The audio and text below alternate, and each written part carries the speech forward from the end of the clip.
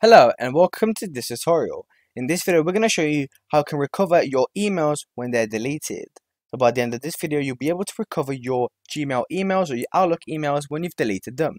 So let's say we want to delete an email. So let's select a few of these emails.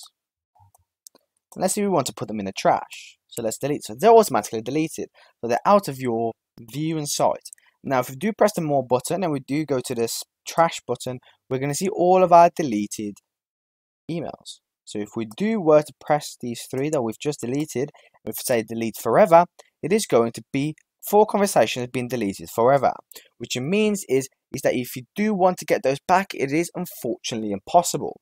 So the only way for you to get your inboxes back if they're only deleted. If they're permanently deleted, that means that if you do go into the trash section, the spam section, and so on and so forth, unfortunately you won't be able to get them back. Thank you so much for watching. If you enjoyed, please like and subscribe, and I'll see you soon.